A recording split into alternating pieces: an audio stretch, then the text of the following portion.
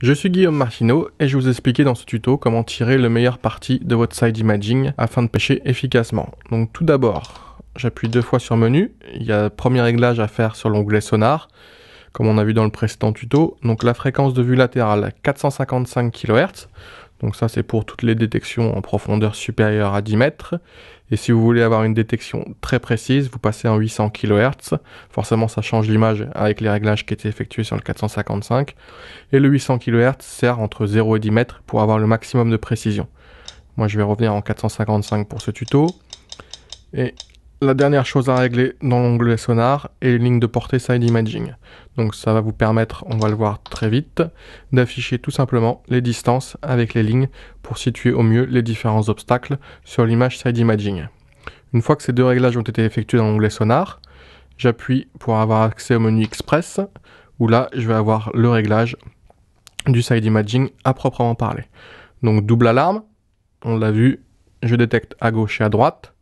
Si je veux simplement passer en side imaging, je mets à droite, je me mets sur cet onglet droite et j'aurai toute la berge ou tout le côté droit du bateau. De même, si je veux analyser simplement le côté gauche.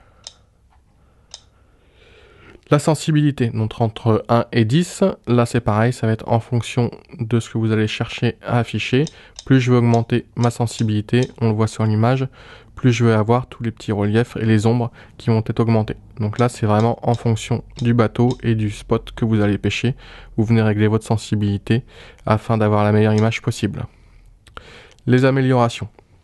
Sensibilité, on l'a déjà vu. Le contraste, là aussi, en fonction de la luminosité du soleil et de ce que vous voulez faire ressortir sur l'image. On voit bien que quand je force sur mon contraste, les lignes de démarcation sont beaucoup plus nettes et j'ai aussi tous les blocs qui vont apparaître. Donc généralement, moi, je reste sur du 12. Netteté, là aussi, c'est juste pour avoir un affichage en fonction de ce que vous voulez. Donc généralement, on reste inactif sur cet appareil-là.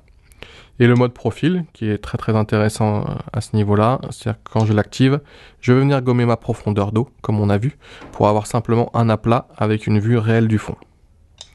Donc je remets inactif, je rappelle à tout le monde, mais vous devez le savoir depuis le temps, ce que je vois ici dans cette partie noire, c'est la profondeur, et ce qu'on a sur les côtés, c'est donc la vue latérale. Donc on va imaginer que je viens plier cette partie-là, pour avoir donc le fond de ce côté-là et de ce côté-là, et ce qui est dans le noir, c'est la colonne d'eau. Donc typiquement, là, on a deux arbres qui sont affichés. Donc je reviens sur le réglage, la plage ici, donc c'est la plage où je vais analyser le fond, donc 36 mètres à gauche et à droite. C'est-à-dire que là, je peux forcer, je peux lui dire d'analyser sur 70, 120 mètres. Bon, là, on est dans des petits fonds et avec pas beaucoup de plage latérale. Donc, on va repasser sur 35 mètres. Et donc, ici, on va avoir une vue parfaite. Moi, c'est vrai qu'en utilisation globale, je me situe entre 30 et 50 mètres, suivant les plans d'eau que je vais exploiter. La vitesse de défilement, là aussi, entre 6 et 7, comme sur l'onglet sondeur. Et les couleurs au choix de chacun afin de permettre de faire ressortir le plus grand nombre de détails. Donc on voit très bien ici on avait des ridins de sable, là on a cette ombre qui correspond à un bloc de sable et on repart après sur une détection avec des arbres. Donc avec ces petits réglages, il ne faut pas hésiter à les faire régulièrement en action de pêche, surtout sur l'amélioration comme on l'a vu, ou sur la sensibilité à ce niveau-là, où vous pouvez laisser afficher justement comme avec l'onglet sondeur pour avoir un ajustement précis en fonction du type de pêche que vous allez faire. Voilà, avec ces petits réglages, vous avez l'essentiel du side imaging et à très bientôt pour un nouveau tuto.